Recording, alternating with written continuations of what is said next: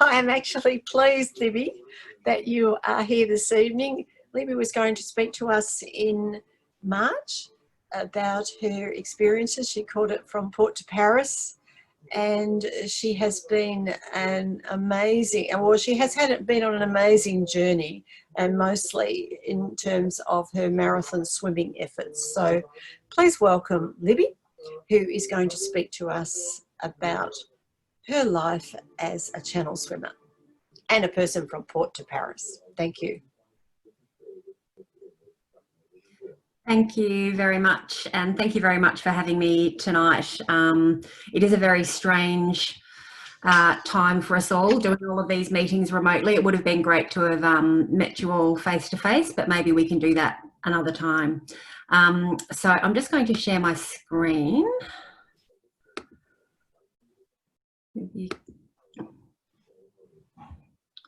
So just checking you can see that okay? Yep. Great. Okay. Yeah, so this talk is called Port to Paris, but I guess probably just to start, I have a very long history with Port Melbourne. Both my mother and my father were both sort of born and bred in Port Melbourne, the O'Farrells and the McCarthys. On the O'Farrell side, that's my dad. He was born in South Melbourne. They moved to Port Melbourne, and the family home is still in Pickle Street. My dad's Da used to run the Bora's Bakery in Princess Street in Port Melbourne. So the area is very familiar to me. And then on my mum's side, she was a McCarthy, born in one of the bank houses. Again, the family home in Dunstan Parade in Garden City.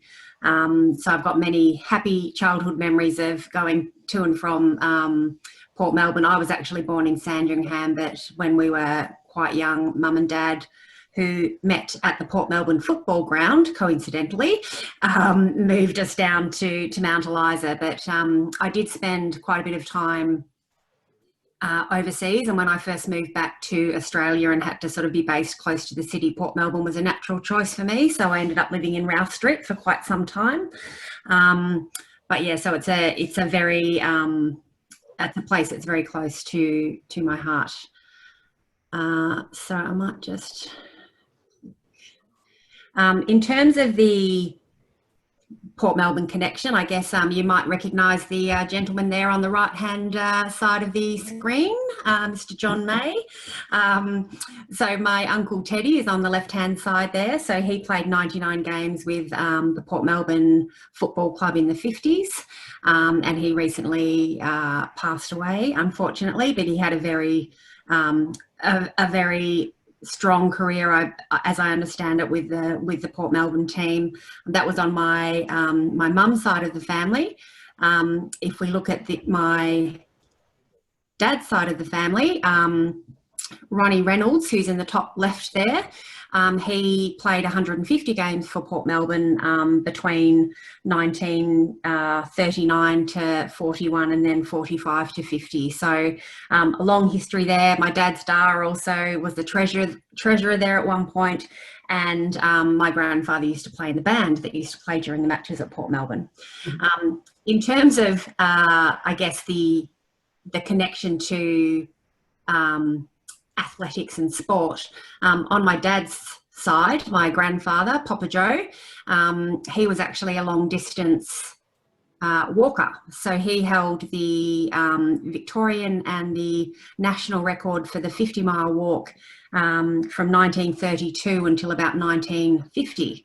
And he did the 50-mile walk in 8 minutes, 8 hours, 38 minutes. And coincidentally, I just realised this the other day that I actually swam the channel in 16 hours and 38 minutes. So it's a bit of a strange coincidence there. But my Papa Joe was actually a postie at the South Melbourne Post Office, and he was an identical twin.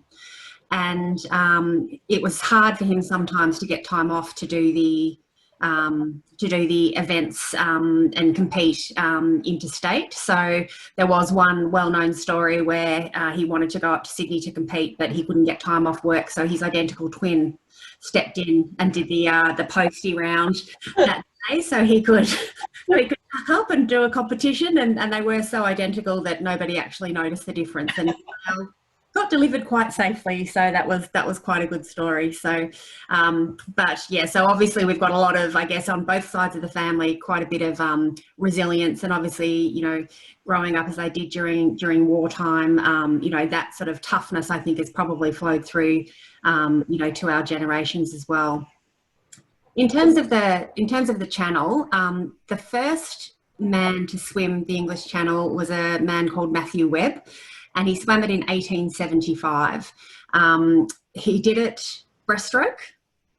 Took him about 21 hours. He had 3 support boats. He was covered in porpoise oil, and apparently he drank beer and ate beef pies all the way across doing breaststroke. So it was quite a remarkable feat, and nobody, you know, that many people had tried. Nobody thought that it was actually possible. So he became somewhat of a celebrity when he successfully did the crossing in 1875, and then many people obviously started to follow in his footsteps.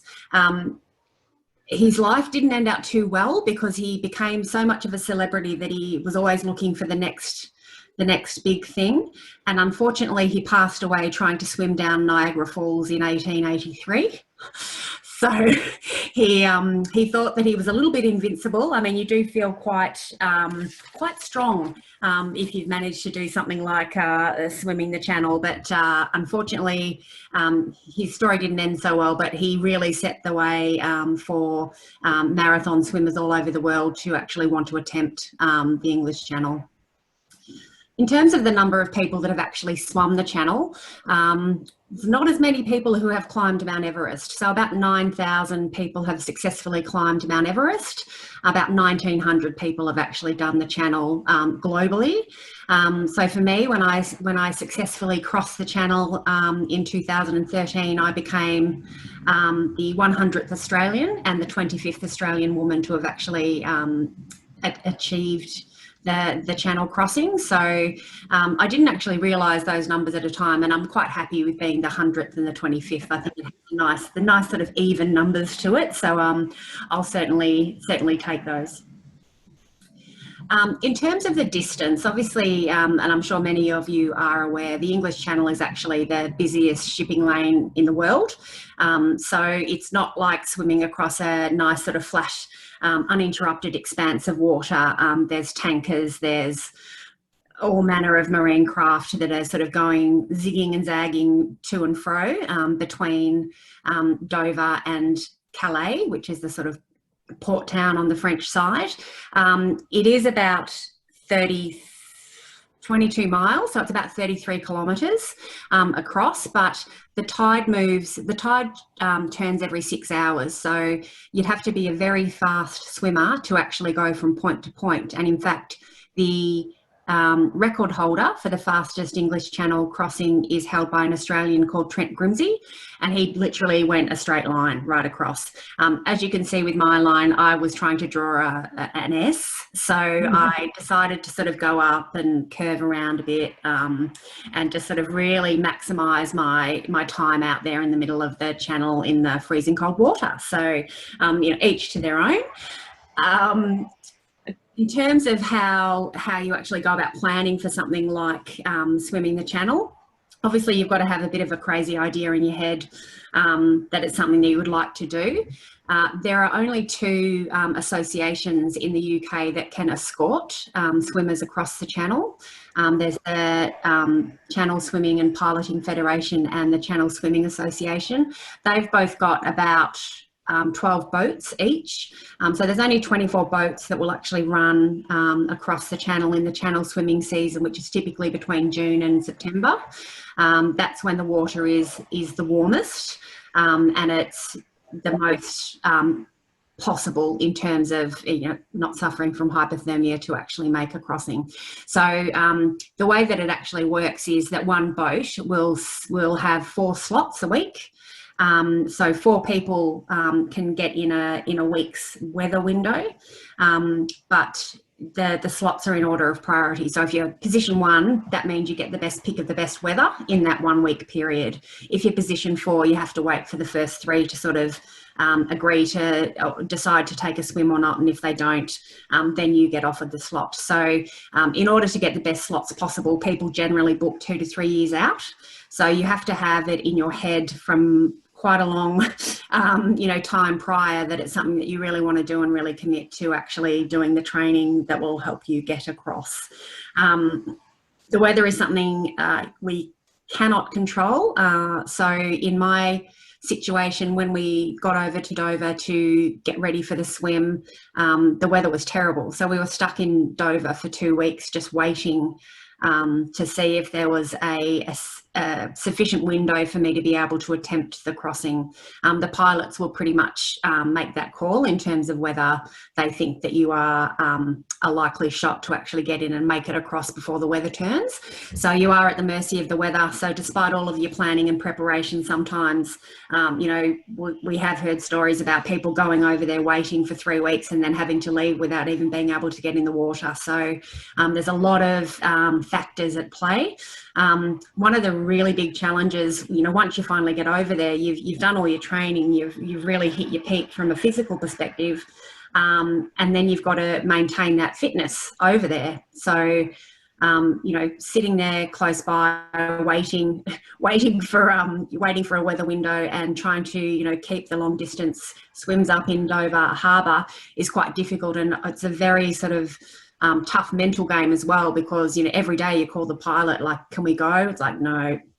Then you think, maybe it's tomorrow, can we go? No. So it's just this constant sort of mental battle with, and also trying to keep your body physically ready to undertake what is quite an extreme effort. Obviously the support crew is very important. So I was lucky enough to have my brother-in-law and 2 of my great friends and a coach who accompanied me across over to Dover to go on the boat with me. They all had very distinct jobs on the boat. So I had someone who was responsible for feeding me. I had someone who was responsible for, motivating me, giving me messages, telling me how my stroke rate was, contacting the family back at home to make sure that I was okay, and always watching me. It was very important that someone's watching you all the time. And when you're sort of in the middle of the channel and you're just looking up at a boat, maintaining that level of connection and knowing that someone's watching you and keeping an eye on you makes a massive difference to your mental state as you're sort of going across. As part of the rules, you actually have to have an official observer on the boat as well, in addition to the crew, obviously. So the observer's job is to make sure that you obey all of the rules. If you look like you're getting into difficulty, they'll make a call in terms of whether it might be time for you to jump back on the boat and head back. But they just make sure that basically your swim, they can actually officially ratify your swim once you've completed it. In terms of the preparation, so the photo on the bottom left is a picture of all of the stuff that went into my suitcase when I was heading over to go and swim. So you might notice a couple of pool scoops there. So that's what we actually use to do the feeding from the side of the boat. So there's a few little bits and bobs that I'm sure if they'd have opened my bags, they would have just gone, what on earth are you doing? But luckily I had a few t-shirts in there saying that I was going for a swim and I was going to swim the channel. So the customs people thought that was pretty exciting. But yeah, there was a lot to pack. There was a lot of training that was involved. So I'm a Brighton iceberger, so I joined the icebergers. So I pretty much swim most days. I actually work in the city. I'm living in Hampton now, quite close to the beach, luckily. So I have to say that being able to get in the water every day is probably the one thing that's getting me through lockdown at the moment, because it's pretty tough going, I think, as everybody is experiencing. So with the icebergers, I was doing a lot of open water swims. I also did a lot of pool squads to try and get my speed up. So I was probably averaging between 30 to 40 kilometres in the water per week. And they they also included some big sort of pool swims. So on a Friday night, I was a big rager back then. I was, going to MSAC and swimming 4 hours in the pool up and down on a Friday night. So luckily there weren't many other people that were there at the same time. And then also some big bay swims. So they were like 3, 4, 6, 8-hour swims, just to make sure that, I was handling the cold okay, and that, the body was hanging together as well. Nutrition was very important. So obviously had to understand what was going to work for me to get me across, and what I could actually keep down and enjoy. Massage was probably one of the highlights of the whole experience. Unfortunately, you've got to play with a bit of medication to sort of know that if you start getting nauseous or seasick, that you've got some sort of anti-nausea tablets that you can take that will have a pretty quick impact on how you're feeling. Aches and pains, the usual sort of stuff. And then the one sort of thing that you're probably working towards as part of the training is to actually complete your qualifying swim, which is a 6-hour swim in the bay in 16-degree water and under. So at the moment, winter in Melbourne, generally speaking, the water temperature is around 10 degrees. In summer, it's probably in the low 20s or the high teens. 16-degree water is pretty cool. And if you're trying to swim, 33 kilometres in 16-degree water, that can be quite challenging.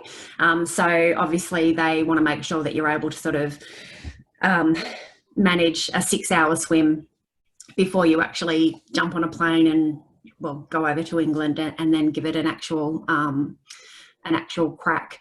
Probably one of the interesting things, and I'm certainly a plotter. I've plotted a couple of marathons, and when you train for a marathon, you almost run the distance of a marathon. So you might do a 35-kilometre run for a 42-kilometre marathon. But with the channel swimming rules, you have to do a 6-hour swim, but you could be in the water for quite a long time, 24 hours. So it's really quite interesting that you can do a 6-hour swim in the bay, but you really don't know how your body is going to react, at the 8-hour mark, at the 10-hour mark, at the 12-hour mark. It's very much uncharted territory for you, both physically and mentally. So that was a really interesting sort of process to try and, work through and see how you can sort of manage to sort of go into that twilight zone and make it through the other side. In terms of the risks, these jellyfish look very cute and lovely, but when you're seeing them all around you in the middle of the channel, it's not so much fun. They can sting you, and it's not very pleasant, especially if you have an allergy to jellyfish stings. Hypothermia is one of the biggest risks though, so you have to make sure that you're keeping moving, keeping your body as close to warm as possible. So that includes sort of drinking warm drinks rather than cold drinks, so that your body temperature is as stable as possible. You can get dehydrated if you're swimming on a nice day. SIPE is swimming induced pulmonary edema. So, if you're taking on a lot of water, you can actually get quite ill. There's a lot of, flotsam and jetsam in the channel that you have to sort of dodge and duck and weave around, not the least of which are the big sort of tankers. So, sometimes you do have to avoid the tankers and look out for the tanker wash, because the tankers, as they go past, will actually stir up a lot of the jellyfish, unfortunately. So you're sort of playing a bit of dodge 'em as you go across. Salt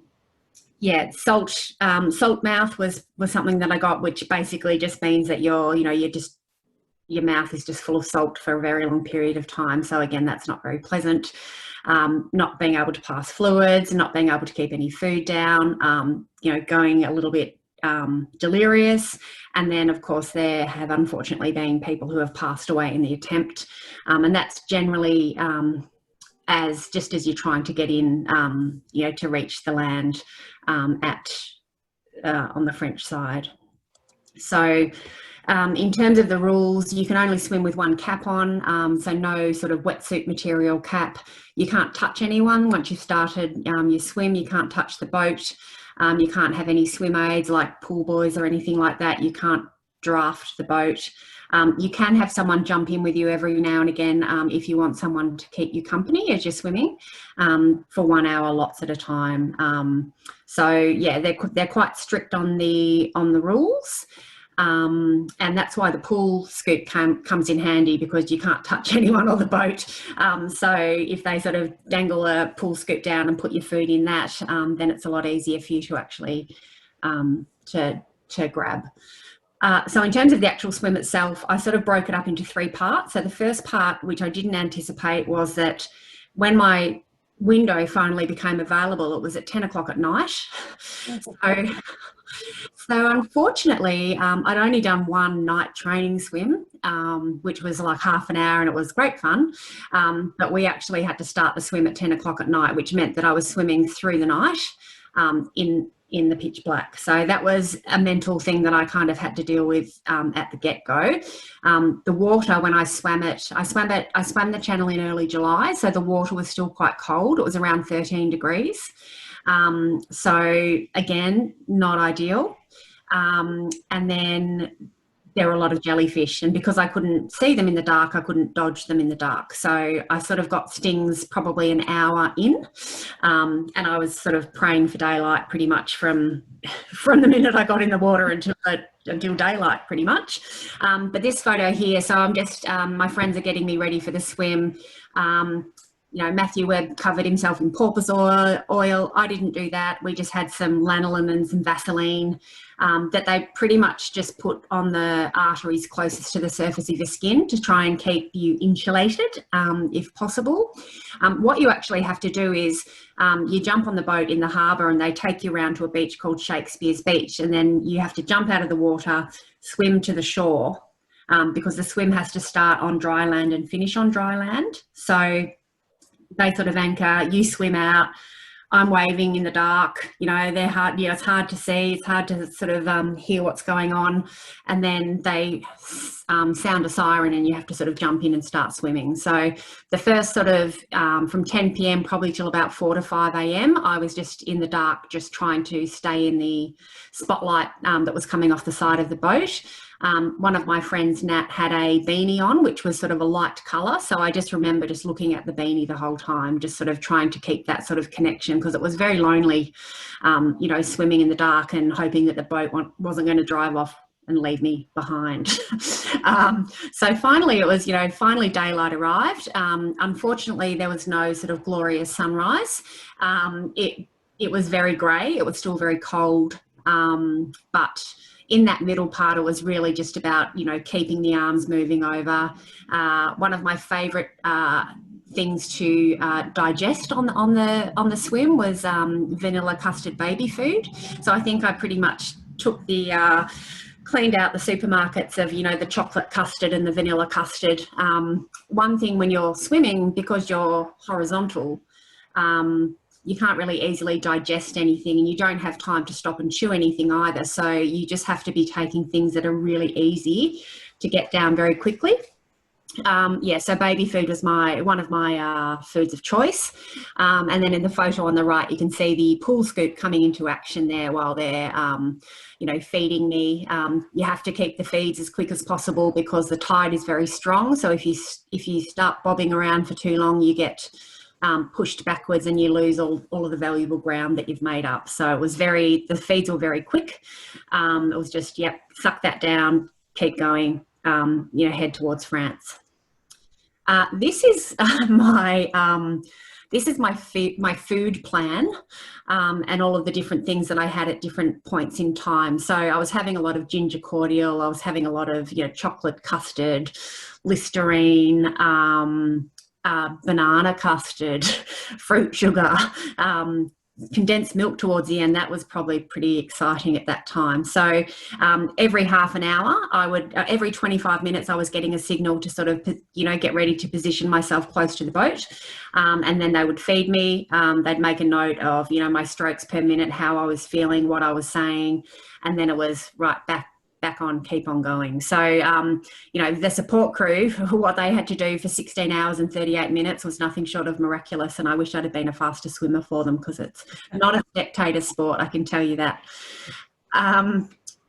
In the end, so the third part of the swim was really just around, you know, fighting the tides, because you know, the tide is very strong and you just can't swim against it. So everybody ideally aims, would love to land on the yellow cross there. So that's, you know, the closest point. It's a lovely beach. There's a restaurant just above the beach there, and the owner of the restaurant has been known to keep an eye out for channel swimmers coming in and meet them on the beach with a glass of champagne. One of my friends who swam the channel was lucky enough to land, you know, right on the nose there, on the tip. So he had a glass of champagne. It was probably the last thing he felt like drinking at that point in time, to be honest. But yeah, he got that lovely experience. The water's very confused as you're heading towards land on the French side. So I think probably for the last 3 to 4 hours, my crew was just going, just give us another good hour, just give us one more good hour and you're close, because the tide was very close to turning.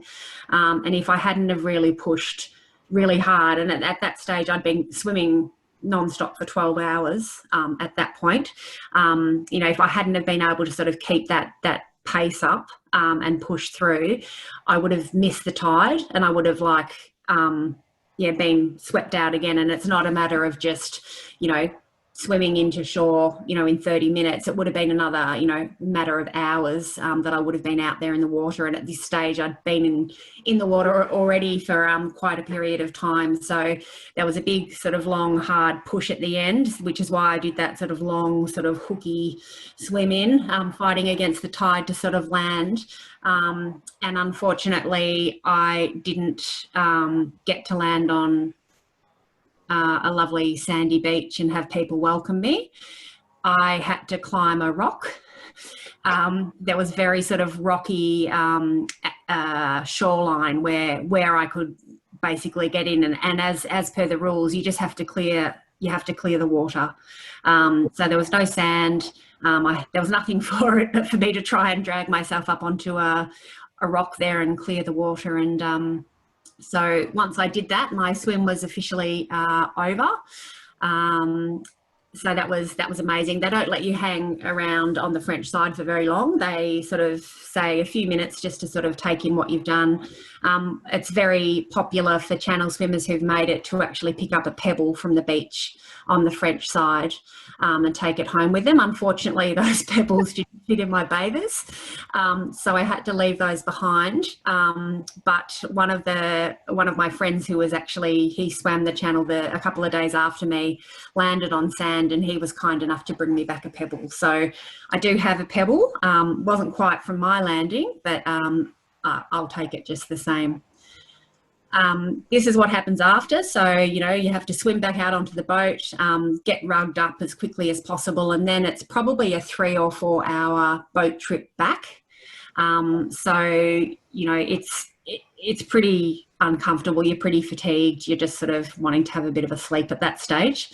But then once you've recovered, there's a pub called the White Horse Inn in Dover, where all the successful channel swimmers can go and sign their name on the wall of the pub. So once I was able, we went down there, had a lovely meal. I wrote my name on the wall there, and really said that, you know, we did it, because there's no way that you can do something like this on your own. It takes a lot of support from a lot of different people to actually help achieve this dream effectively.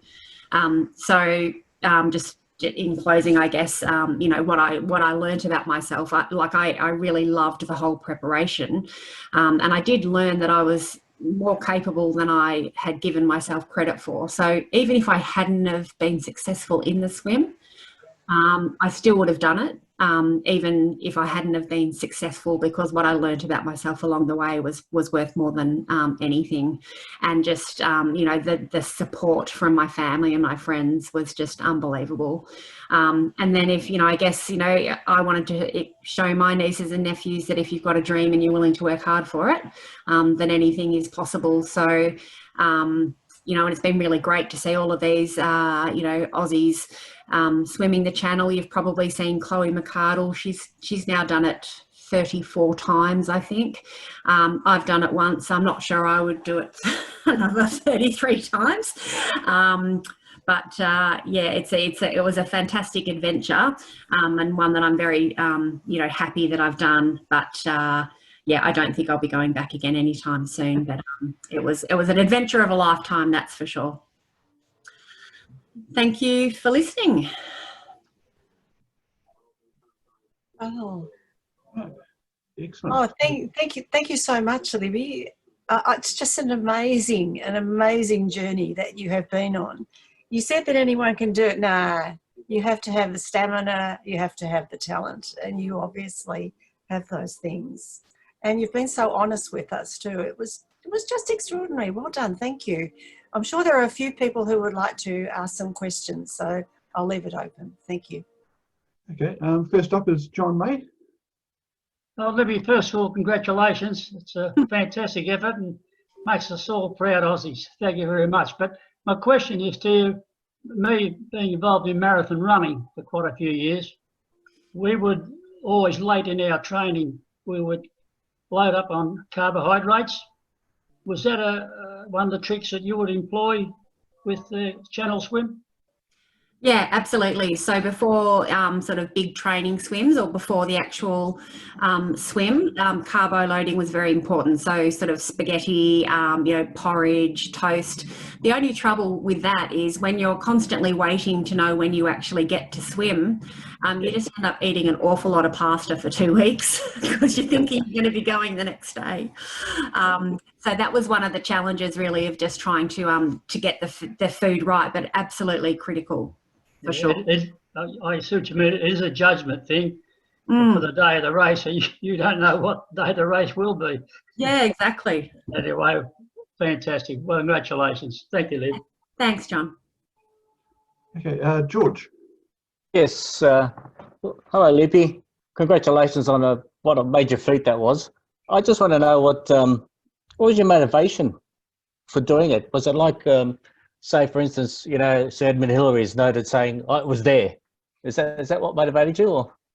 I just wanted to see if I could do it, to be honest. I had started, getting into the, the open water swimming and was just loving it and just swimming a little bit further each time.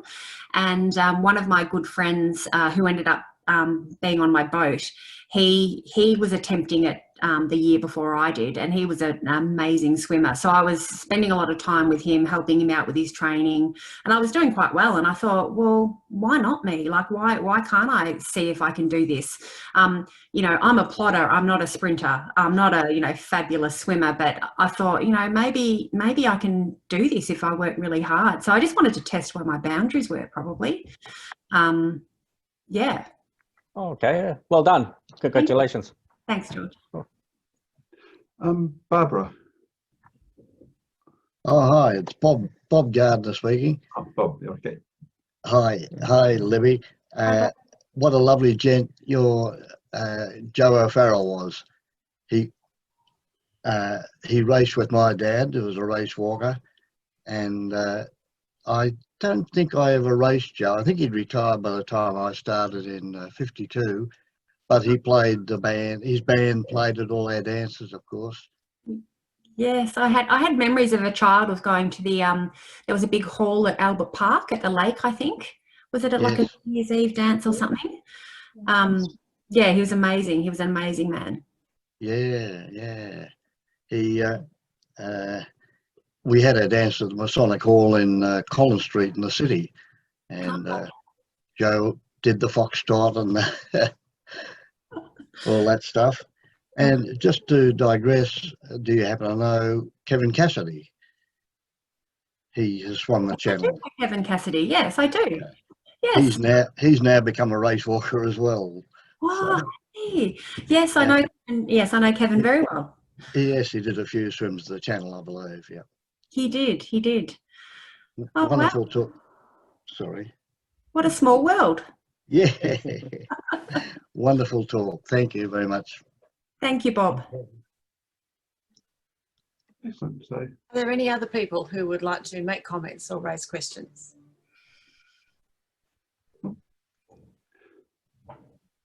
I've got Sulek. Just needs to unmute. Yep. Am I on board? Yeah.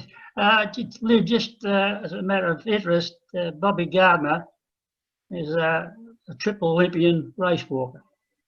He wouldn't tell you that. He wouldn't tell you that. He's a champion. Like Right. his grandfather. I'm going to get on the phone to my dad after this. Get on your live. Thank you. Is it Sue Lack who wants to say something? It's John. John. John, yes. Libby, thanks. That was fascinating.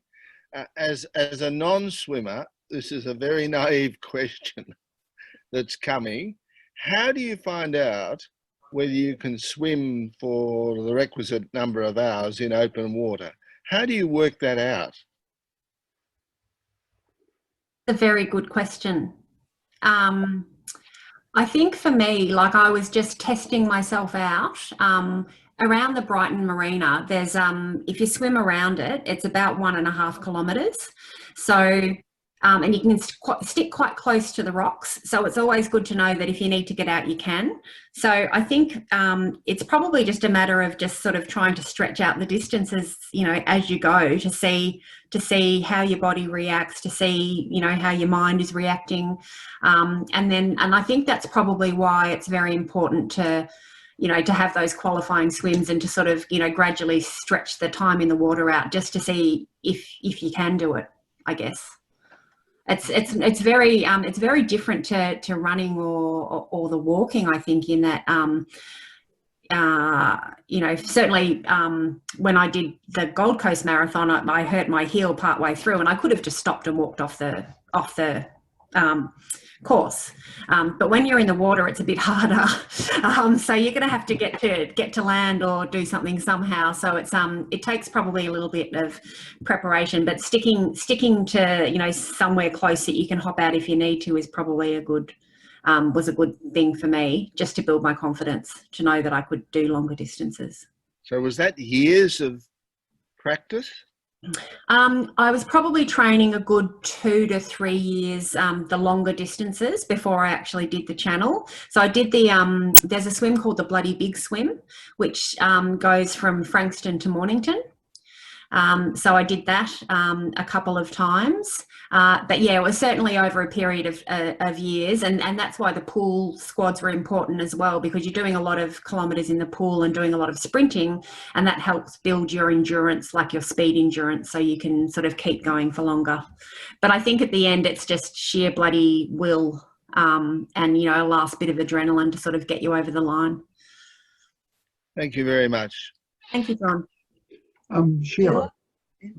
Yes, hi. Thanks, Libby. That was an amazing achievement. Brilliant. I just wondered what happened next, because that was 7 years ago. And, you know, how easy was it for you then to motivate yourself to do another swim? Or did you just think, that's it now, I've proved what I can do, and I shall retire gracefully?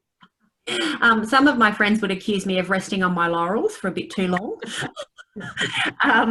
But I was actually nursing a bit of a shoulder injury sort of going into the swim, and unfortunately, because you have to book your slot so far out, there wasn't really a matter of I wasn't really able to reschedule the swim. So I was pretty much you know, maybe 5 months after I did the channel, I had a shoulder operation. So then it took me a while to sort of get back into the swing of things. And now I think probably the other thing is, and I might have underplayed it, but the actual training's quite grueling, and it does literally take up your whole life for a period of time. So, you know, my work had been very good at, you know, me sort of leaving on time and going off to swim squad after work.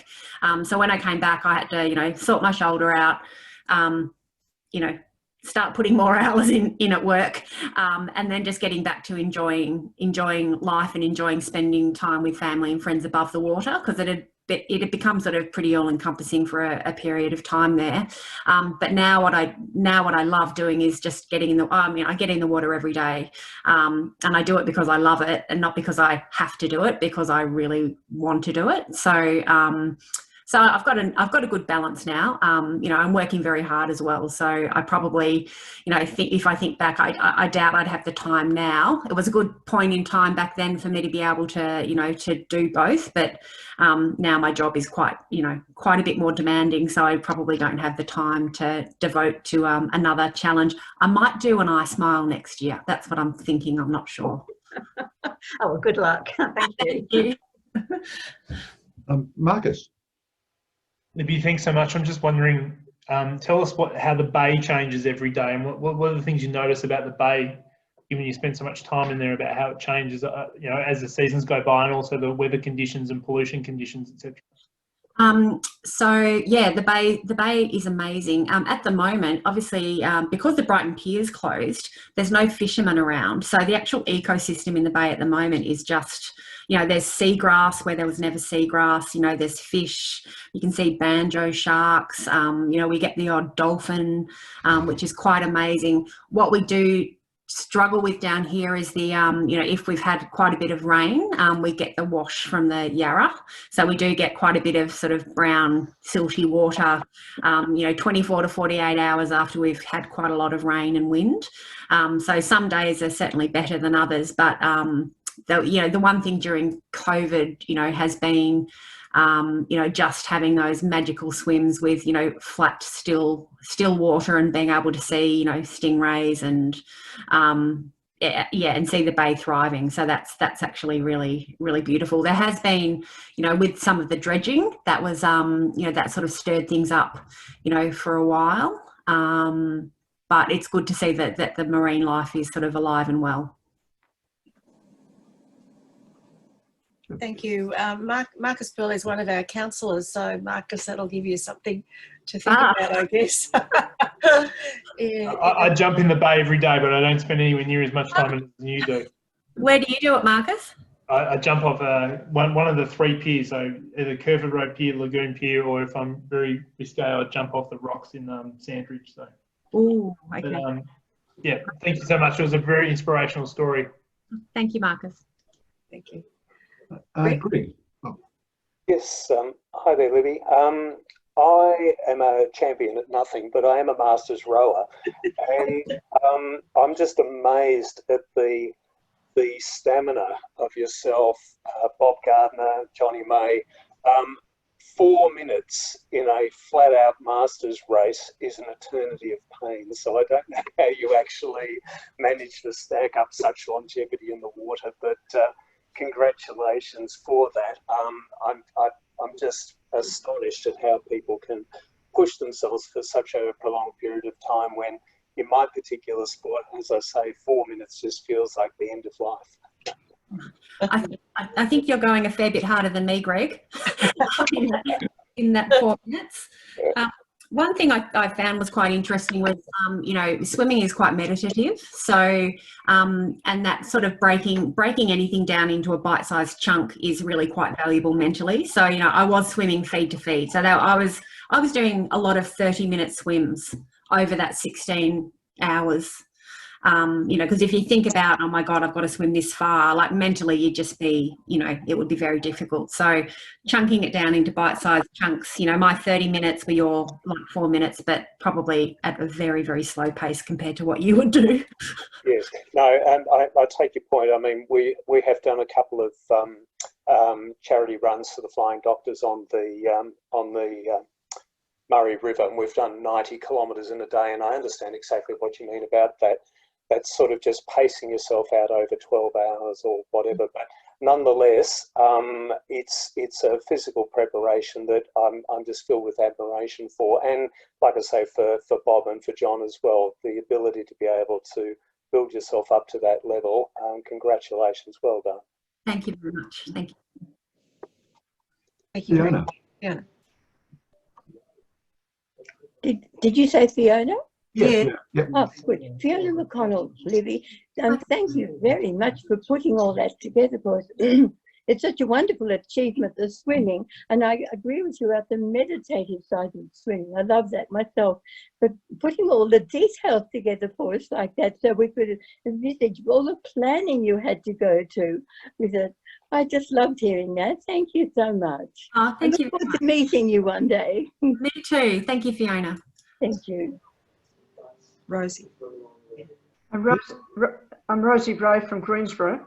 I'm an old-time lap swimmer. Where did you learn to swim, Libby? I think my nana, my nana sort of taught me to swim. I must have had pool lessons. I did swim when I was at school, but it was mainly the 50-metre swimming. Probably my first memory of the pool was was falling into a pool where my uncle was testing out his scuba diving gear at the bottom of the pool, so like a creature of the deep coming to rescue me.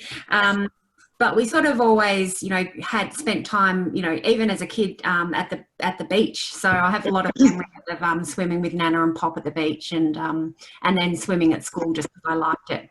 But 50 metres versus many metres.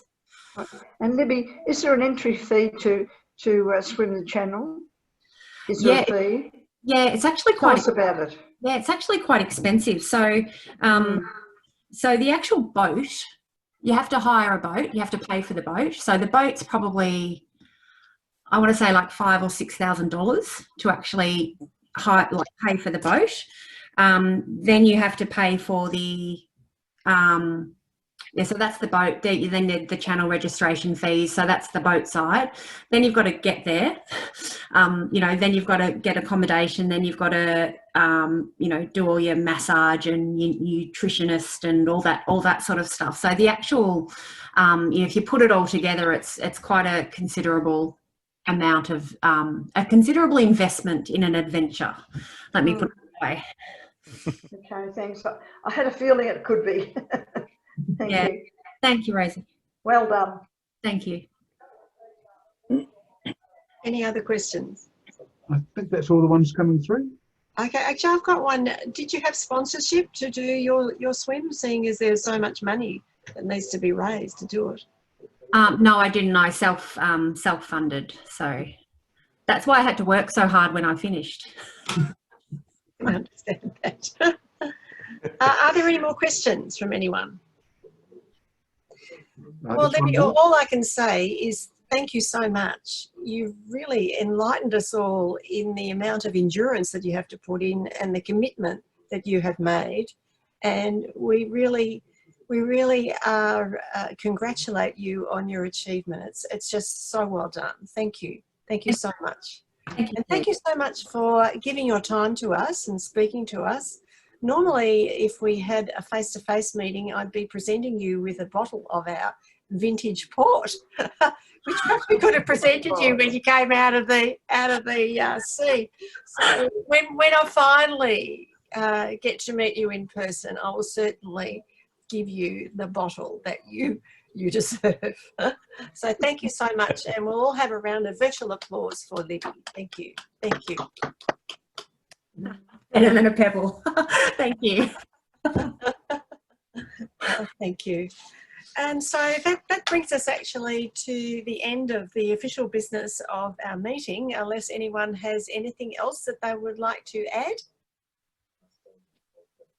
Libby, there've been a number of congratulations on the chat line. Our current mayor has said it was fascinating and inspiring. Congratulations. Marilyn Cobalt said, thanks to Libby, so interesting. Beryl said, an excellent achievement. It must be difficult to eat while in water. You have to be a certain person, I feel, to undertake something like this. And she said she's a non-swimmer, a bit like me. I'm just sort of like a dog paddler. It was great to hear the preparation required.